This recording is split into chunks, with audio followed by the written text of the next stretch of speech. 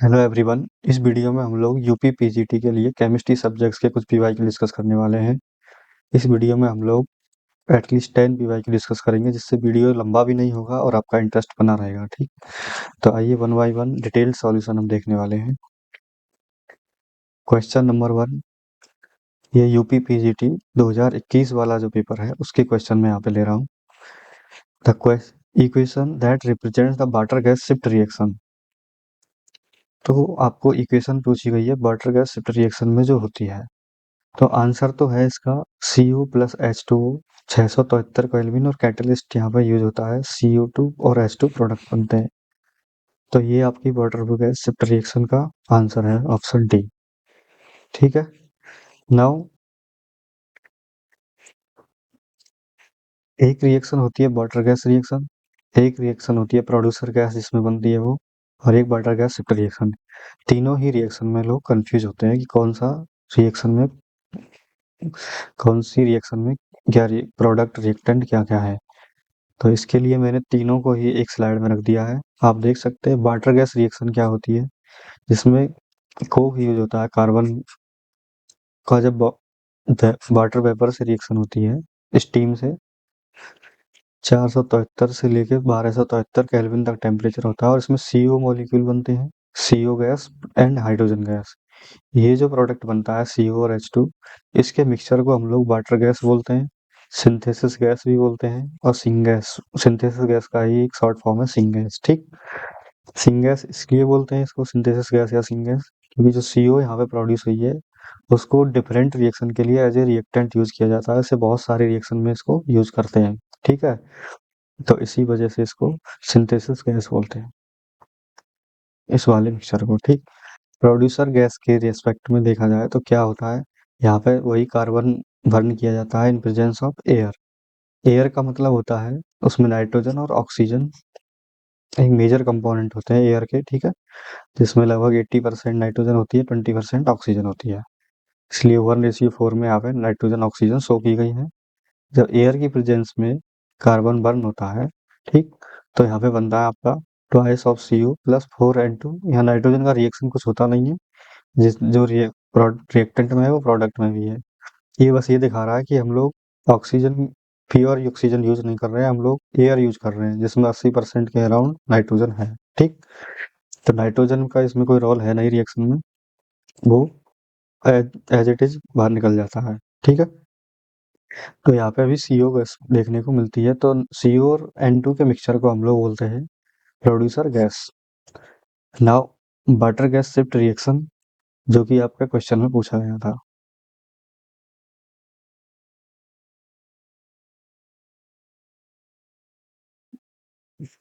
Water gas shift reaction में CO gas, जो water gas reaction में प्रोडक्ट बना है CO प्लस H2, अगर उसमें से CO को सेपरेट करके हम लोग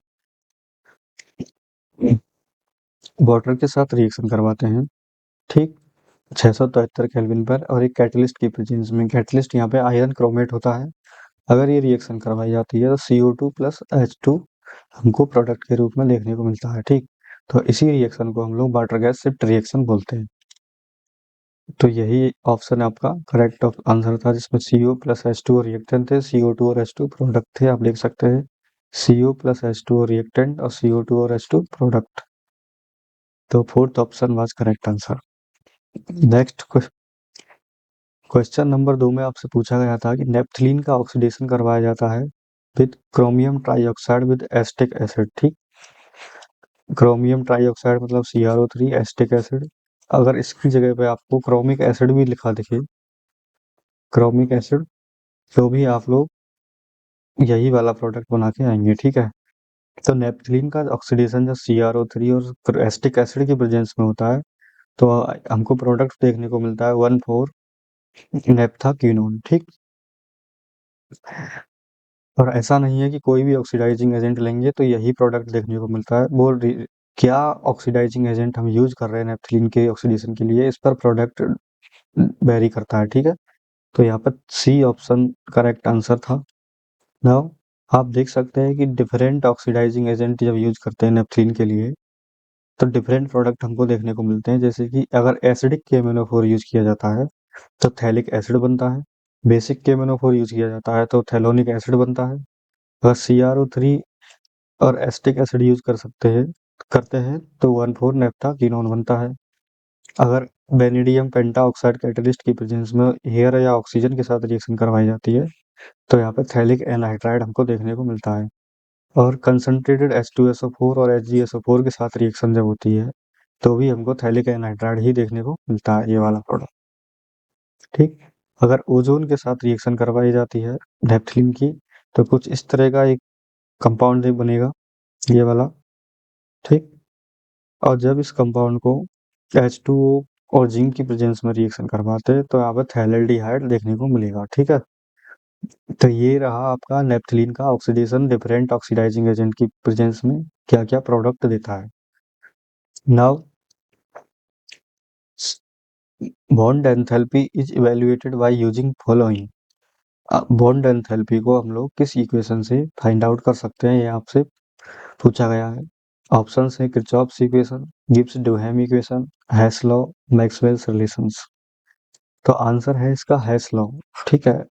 हेस लॉ होता है एक्चुअली जब कोई भी रिएक्शन को, जैसे A to D को अगर मल्टी स्टेप में कन्वर्ट करके देखें, जैसे A से B, B से C से D, तो डिफरेंट स्टेप के लिए एंथैल्पी ऑफ रिएक्शन होंगी। तो ओवरऑल रिएक्शन के लिए अगर उनको ऐड किया जाए, ठीक है, तो सारे स्टेप को जब सम कर देंगे तो एक ओवरऑल रिएक्शन की एंथैल्पी आपको देखने को मिलता है। ठीक है। तो यही था हेसलॉ। तो हेसलॉ ही यहाँ पे आंसर है। ठीक। इसमें प्रत्येक स्टेप की हम लोग एंथैल्पी को ऐड कर देते हैं तो ओवरऑल स्टेप की मिल जाती है। तो कुछ इसी तरह का एडिशन सब्ट्रैक्शन करके हम लोग हेसलॉ के थ्रू वेंडल एंथैल्पी निकाल सकते हैं। ठीक।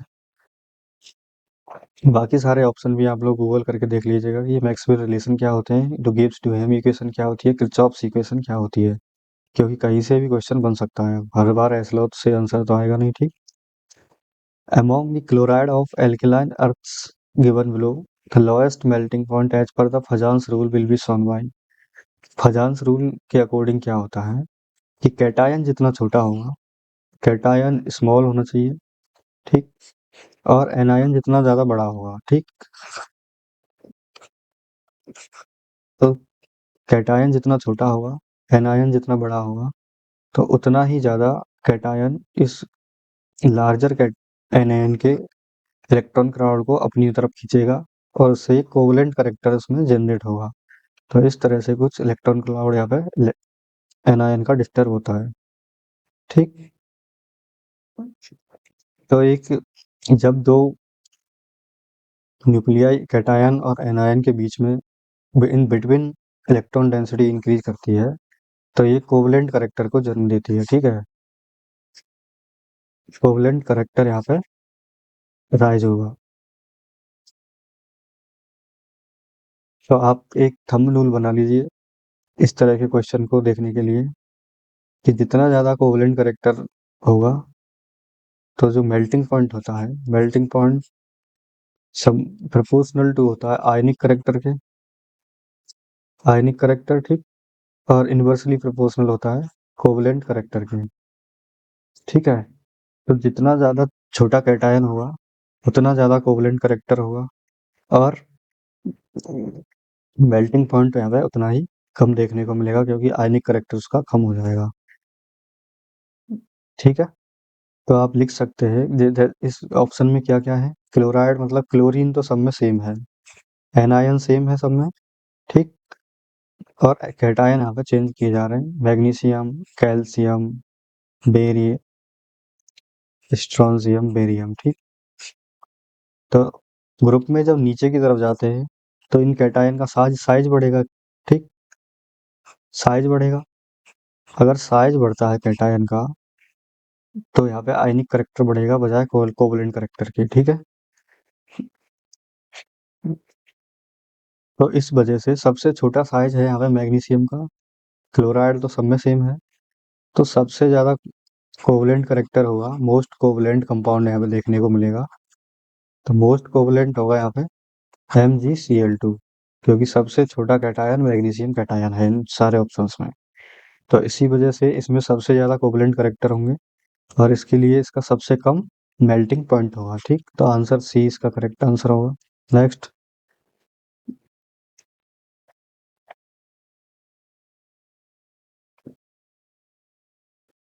Unit of rate constant for zero order reaction is. तो रेट इज इक्वल टू क्या होती है, rate is equal to k into reactant की पावर। यहाँ पे अगर जीरो ऑर्डर रिएक्शन है तो रेट लॉ में पावर जीरो हो जाएगी रिएक्टेंट की, ठीक है।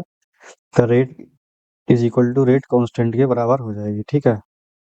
तो रेट क्या होती है किसी भी रेट ऑफ रिएक्शन, वो होती है मोल पर लीटर पर सेकंड। तो यही रेट कांस्टेंट की यूनिट होगी क्योंकि दोनों इक्वल है एक दूसरे के, ठीक। तो मोल पर लीटर पर सेकंड। पर लीटर जो होता है, लीटर को इसमें ट्विस्ट ये था कि लीटर को चेंज करना था डेसीमीटर क्यूब में। तो 1 लीटर जो लीटर होता है,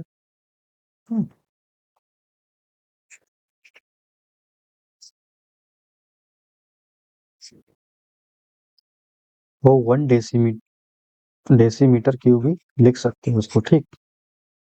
डेसीमीटर क्यूब। तो ऐसा क्यूब जिसकी मतलब विड्थ, हाइट, लेंथ, ठीक, तीनों डायमेंशन अगर 1 1 डेसीमीटर हैं, तो उनका जब लंबाई इंटू चौड़ाई इंटू ऊंचाई करोगे तुम, हाइट, लेंथ, विड्थ सबको मल्टीप्लाई करोगे तो वॉल्यूम मिलेगा। तो इस तरह से उसका यूनिट में डेसीमीटर डेसीमीटर डेसीमीटर का मल्टीप्लाई होगा, डेसीमीटर क्यूब वो हो जाएगा, ठीक है।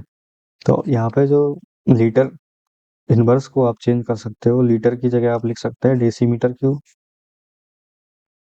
ठीक, पर सेकेंड, ठीक है।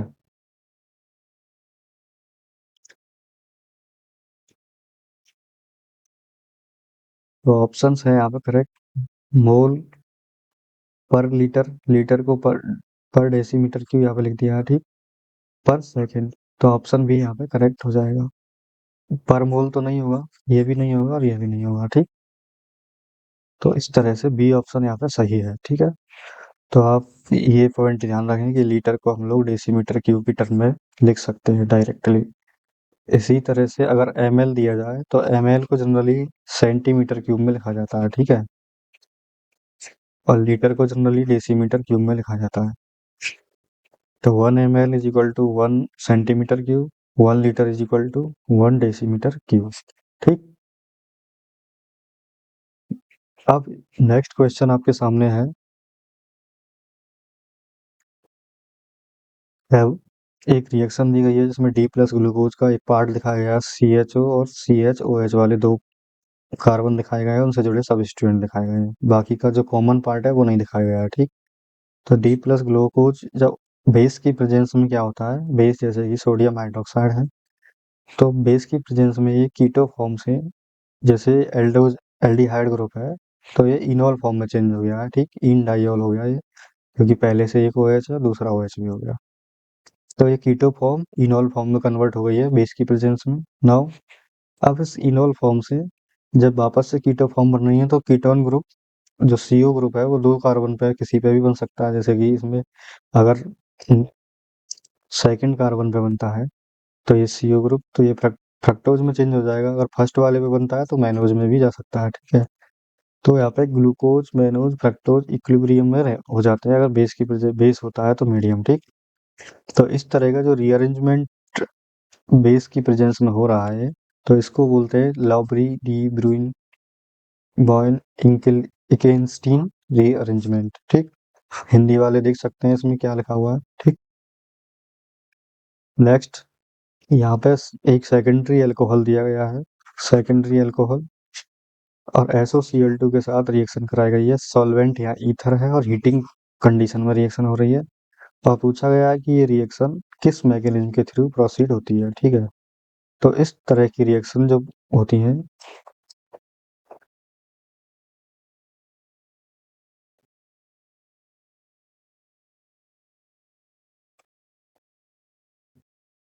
इसका आंसर तो है SNI रिएक्शन। SNI का मतलब है सब्स्टिट्यूशन रिएक्शन है, न्यूक्लियोफिलिक सब्स्टिट्यूशन है, और आई का मतलब है यहाँ पे इंट्रामोलिक्यूलर है, ठीक। नाउ ये मैकेनिज्म से पता चलेगा कि किस तरह से ये एसएनआई मैकेनिज्म है। ठीक। तो इसमें क्या है, अल्कोहल का OH ग्रुप SOCl2 के सल्फर पर अटैक करता है, क्योंकि सल्फर के पास एम्प्टी डी ऑर्बिटल होते हैं। ठीक, उनमें हिलेगा। तो यहाँ पे SO बॉन्ड का जो OS का सिंगल बॉन्ड है, डबल पाई बॉन्ड है, ये ऑक्सीजन पे नेगेटिव चार्ज आ जाएगा। इस तरह से सल्फर के ऑक्सीजन पे तो नेगेटिव चार्ज आ गया, और जो अल्कोहल वाला ऑक्सीजन था उस पे पॉजिटिव चार्ज आ गया। अब फर्दर जब वो बैक से आएगा, वापस से पाई बॉन्ड बनेगा सल्फर ऑक्सीजन का, तो chloride as a leaving group यहाँ से निकल जाएगा। ठीक। तो बन जाएगा आपका ये वाला प्रोडक्ट। नाउ जो क्लोराइड एस्केप किया है, वो क्लोराइड अल्कोहल के जो OH ग्रुप पे जो हाइड्रोजन है, इसको अपना non bonding pair of electron देगा, जैसे कि यहाँ पे नेगेटिव चार्ज है। ठीक। तो ये HCl यहाँ से बाहर हो जाएगा निकल के। HCl बाहर हो गया।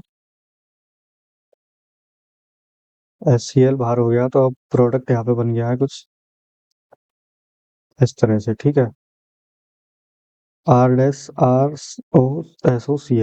अब जो ये इंटरमीडिएट स्टेज में ये कंपाउंड दिख रहा है आपको, तो इसमें एक सल्फर सल्फर पर एक क्लोरीन जो है, ये इसका क्लोरीन पे लोन पेयर है 3 ठो, और 3 में से एक lone pair act as a nucleophile यहाँ पे काम करता है। एक लोन पेयर डोनेट किया जाता है यहाँ पे कार्बन को। ठीक। एल्कोहल का जो CO ग्रुप का कार्बन है यहाँ पे अटैक करेगा, और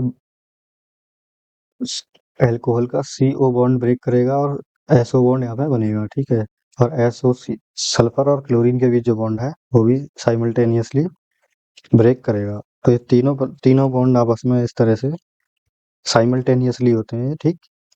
तो आप लोग इस तरह से देख सकते हैं कि जो न्यूक्लियोफाइल है इस मॉलिक्यूल के अंदर ही है, इसीलिए इसको इंट्रा मॉलिक्यूलर इंट्रा जो आई उस SNI में जो आई आया था, तो ठीक है, वो इंट्रा मॉलिक्यूलर के लिए ही था। ठीक। तो न्यूक्लियोफाइल यहाँ पे मॉलिक्यूल के अंदर ही मौजूद है, और यहाँ पे इस तरह से जब रीअरेंजमेंट होगा तो एक alcohol is replaced by chlorine, SO2 आपको एज ए प्रोडक्ट मिल जाएगा, और एक प्रोडक्ट जो HCl निकला था पहले वो भी था। ठीक है। तो इस रिएक्शन का बेनिफिट ये है, जो SO2 और HCl दोनों ही गैस फेज में होते हैं, तो रिएक्शन के बाद ये दोनों निकल जाते हैं, एज ए गैस एस्केप कर जाते हैं, प्रोडक्ट हमको प्योर एल्किल हैलाइड मिल जाता है। ठीक है। तो ये इस रिएक्शन का एक पॉजिटिव पॉइंट है। और लेस एटेलियर प्रिंसिपल जो होता है उसके अकॉर्डिंग प्रोडक्ट का, जैसे HCl और SO2 इसमें से गैस की फॉर्म में एस्केप कर जा रहे हैं, तो मतलब रिएक्शन फॉरवर्ड शिफ्ट होगी। तो ये भी एक पॉजिटिव पॉइंट है। ठीक है। तो यहाँ पे SNI मैकेनिज्म जो कि D ऑप्शन में था, ये आपका करेक्ट आंसर है। नेक्स्ट क्वेश्चन है, which one is not nucleophilic reagent in the following. इनमें से कौन सा न्यूक्लियोफिलिक रिएजेंट नहीं है। नहीं है पूछा है नहीं है। ठीक। तो न्यूक्लियोफाइल कौन होते हैं, जो इलेक्ट्रॉन डोनर स्पीसीज होती हैं। इलेक्ट्रॉन डोनर कौन होंगी, जिनका ऑक्टेट पूरा होगा, और उनके पास नॉन बॉन्डिंग फॉर्म में लोन पेयर होंगे। ठीक है, लोन पेयर होगा या नेगेटिव चार्ज उनके ऊपर होगा। ठीक है, कुल मिला के ऑक्टेट पूरा होना चाहिए, और डोनेट करने के लिए एक्स्ट्रा लोन पेयर होना चाहिए यार। ठीक है, non bonding pair of electron होनी चाहिए। ठीक। और इलेक्ट्रोफाइल क्या होता है, इलेक्ट्रोफाइल आपका होता है इलेक्ट्रॉन डेफिशिएंट स्पीसीज, जिसके पास ऐसी स्पीसीज जिनका ऑक्टेट पूरा नहीं है। ठीक, ऑक्टेट तो पूरा नहीं है उनका। ठीक है, और एटलीस्ट उनके पास एक इलेक्ट्रॉन पेयर एक्सेप्ट करने के लिए एक वैकेंट जगह होनी चाहिए, वैकेंट ऑर्बिटल उनके पास होना चाहिए। ठीक। तो इनमें से न्यूक्लियोफाइल कौन नहीं होगा, CH3 के पास 8 इलेक्ट्रॉन पूरे हैं, और क्योंकि 3 CH बॉन्ड है और एक नेगेटिव चार्ज यहाँ पे लगा हुआ है, तो टोटल 8 इलेक्ट्रॉन इनके पास हैं। तो ये तो न्यूक्लियोफाइल की तरह काम करेगा, तो ये तो ऑप्शन सही नहीं है। इसी तरह से NH2 के केस में, NH2 के केस में भी यहाँ पे ऑक्टेट पूरा है, क्योंकि NH2 एक लोन पेयर ऑलरेडी होता है उसके पास, और एक नेगेटिव चार्ज वाला जो लोन पेयर है। ठीक है, तो इस तरह से NH2 माइनस का भी यहाँ पे पूरा है ऑक्टेट। CH2 जो है CH2 एक्चुअली एक कार्बिन होती है, इनको कार्बिन मॉलिक्यूल बोलते हैं, जिसमें कार्बन के पास 6 इलेक्ट्रॉन प्रेजेंट हैं, क्योंकि दो दो CH बॉन्ड की वजह से 4 इलेक्ट्रॉन आएंगे और एक लोन पेयर उसमें प्रेजेंट है। इस टोटल मिला के 6 इलेक्ट्रॉन होंगे और एक p ऑर्बिटल यहाँ पे खाली रहेगा। ठीक है, तो इस तरह से जो CH2 वाली स्पीसीज है वो न्यूक्लियोफिलिक नहीं है। ठीक है, ये इलेक्ट्रोफाइल की तरह काम करेगा एक तरह से। तो CH2 ग्रुप, CH2 यहाँ पे आपका करेक्ट आंसर होगा। डी ऑप्शन में ROR लिखा हुआ है, जिसमें ऑक्सीजन सेंट्रल एटम है और ऑक्सीजन के पास भी 8 इलेक्ट्रॉन प्रेजेंट हैं। वो न्यूक्लियोफाइल की तरह आपका काम कर सकता है। ठीक है, इलेक्ट्रोफाइल की तरह तो काम नहीं करेगा। तो नॉट न्यूक्लियोफिलिक पूछा था, तो A, B एंड D तो न्यूक्लियोफिलिक हैं, C ऑप्शन आपका न्यूक्लियोफिलिक नहीं है। ठीक है, तो ये हो गया। नाउ 9th क्वेश्चन है आपके सामने, compressibility factor of perfect gas आपसे पूछा गया कि कितना होता है। कंप्रेसिबिलिटी फैक्टर मतलब दबाव गुणांक, जिसको हिंदी में बोलते हैं, आइडियल गैस के लिए पूछा गया है। तो जेड जो होता है वो होता है PV is equal to PV upon NRT के बराबर। जेड यहाँ पे कंप्रेसिबिलिटी फैक्टर है, यह दबाव गुणांक है। ठीक, आइडियल गैस के लिए आप जानते हैं कि PV is equal to NRT होता है। अगर PV is equal to NRT रखेंगे तो PV अपॉन PV हो जाएगा, NRT की जगह PV रख दिया आपने आइडियल गैस के लिए, तो ये आंसर आ जाएगा आपका 1। ठीक है, तो जेड इज इक्वल टू 1 हो जाएगा आपका। कंप्रेसिबिलिटी फैक्टर को जेड से रिप्रेजेंट किया जाता है, वो 1 के बराबर होता है आइडियल गैस के लिए। ठीक, 10वां क्वेश्चन है आपका, which one of the following theory is used to explain homogeneous catalysis. तो कैटालिसिस को दो थ्योरी समझाती हैं, एक तो इंटरमीडिएट कंपाउंड थ्योरी, दूसरा एडजॉर्प्शन थ्योरी। ठीक है, एडजॉर्प्शन थ्योरी जो है वो हेटेरोजीनियस कैटालिसिस को समझाती है। ठीक है, और intermediate compound theory homogeneous catalysis के लिए यूज होती है। तो आंसर आपका है इंटरमीडिएट कंपाउंड थ्योरी। ठीक, तो इस तरह से हमने इस सेशन में 10 PYQ डिस्कस किए हैं UP PGT केमिस्ट्री के, और ये 2021 वाला पेपर जो था वहाँ से ये लिए गए हैं। ठीक है, तो इसी तरह से आगे की वीडियो में 10 क्वेश्चन या उससे ज़्यादा, लेकिन वीडियो ज़्यादा लंबा नहीं हो इसलिए इतने कम क्वेश्चन रखे जा रहे हैं, जिससे कि ज़्यादा से ज़्यादा समझा सकें उनको कम समय में। ठीक, तब तक आप लोग पढ़ते रहिए।